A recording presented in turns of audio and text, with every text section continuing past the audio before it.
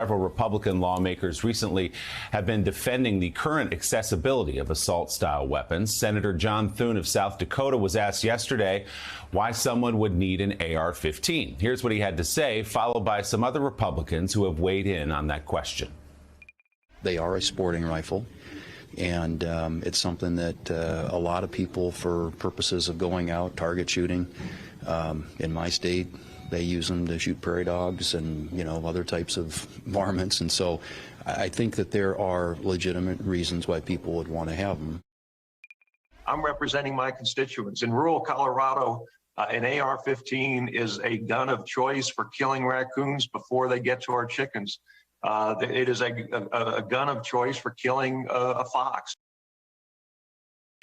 Do you think that there is any room to ban assault weapons in this country? Why does someone need an AR-15?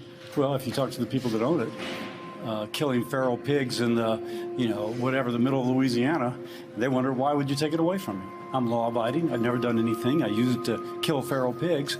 The action of a criminal deprives me of my right. Oh, my God. Feral pigs, prairie dogs, raccoons, foxes are the justification given. One other senator, Ron Johnson of Wisconsin, was asked yesterday about passing gun laws, new gun laws, and he said, let's enforce the laws that are on the books, beginning with Hunter Biden.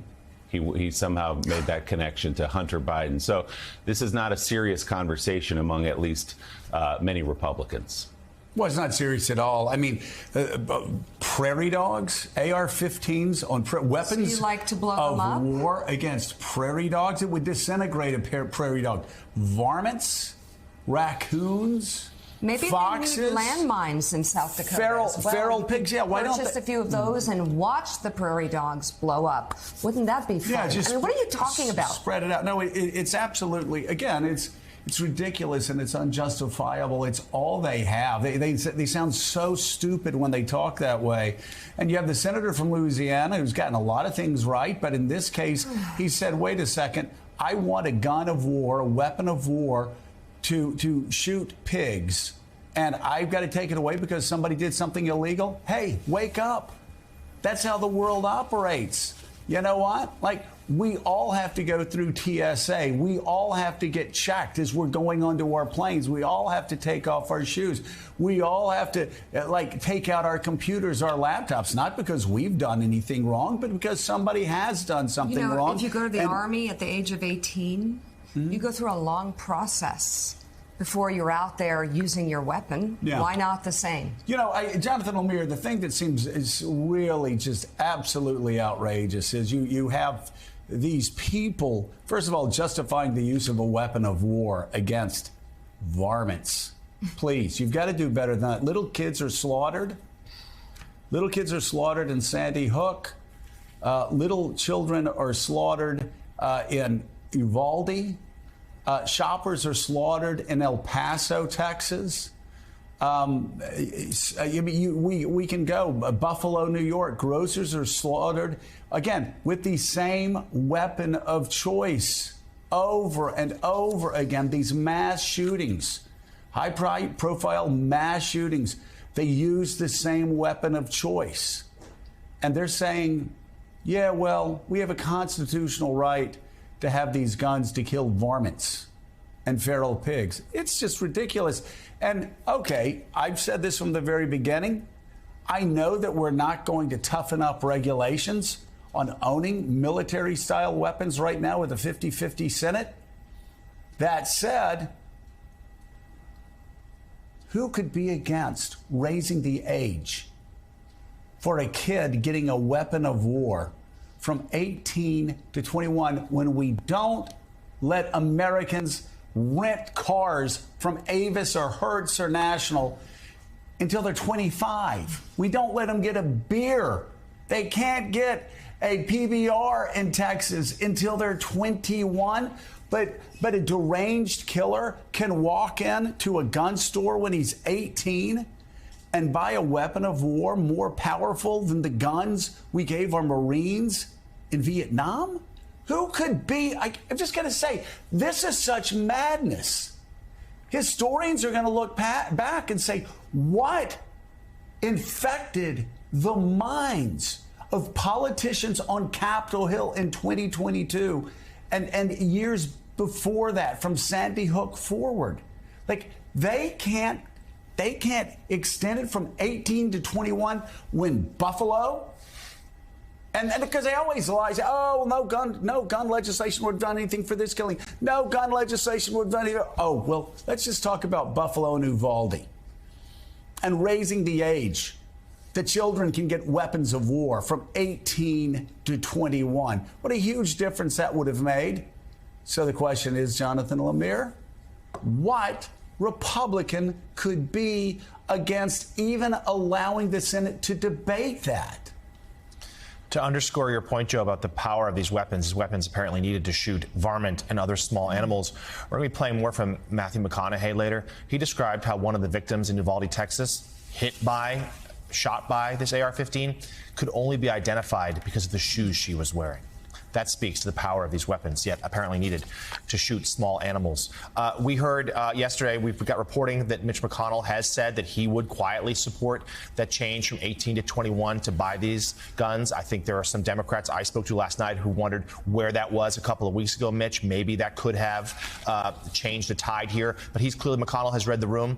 Republican sources tell me there's simply not support there in the caucus. We heard some of the excuses put forward there by fellow Republicans. So that measure, raising the age from 18 to 21, is not going to be part of this, despite having such support, you point to it and say, actually, this would have prevented, perhaps, these shootings, or at the very least, the ability for these suspects to get the guns. And I think there is some still belief that this deal is going to get done, but as each day goes past that it doesn't, more pessimism weighs in. We've been down this road before. Democrats I spoke to last night say they do still think, whether there's going to be a mental health component, they do still think there'll be some measures on background checks, they do still think there'll be some measures on red flags, although largely those red flag laws more like guidance to the states rather than federal rules.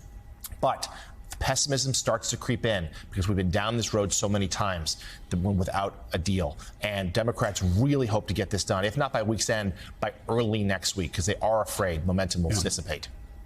And Mika, let's just say, I mean, you always hear people telling stories of how those from other countries just don't understand why we would allow an 18-year-old to have a weapon of war, go in and gun down, mow down little children, when we have seen this same weapon of war used time and time and time again in mass shootings.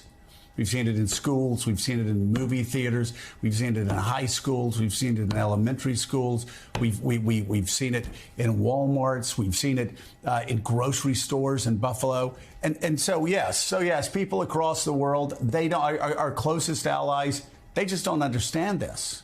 Why do American lawmakers allow Americans to continue to be gunned down, especially when the majority of Americans want sensible gun safety laws passed? They don't understand it, but not only would they not understand it, there are a lot of members of the NRA today that don't understand it. Certainly, there certainly would have been Republicans from 20 years ago that wouldn't understand it. One mass murder after another mass murder. Our founding fathers, really, was the Second Amendment about an 18-year-old insane kid being able to go in and buy a gun and shoot up little children? No, not even close, okay? We're going to have some Supreme Court interpretations, and maybe we're going to move a little bit forward on Heller, how Heller was decided coming up. But nothing in the Second Amendment, nothing in case law suggests an 18-year-old kid should be able to go in and buy a weapon just like that, that's more dangerous and more lethal than the weapons we use in Vietnam. I know a lot of hunters. I come from a family of hunters that shoot varmint, deer, turkey.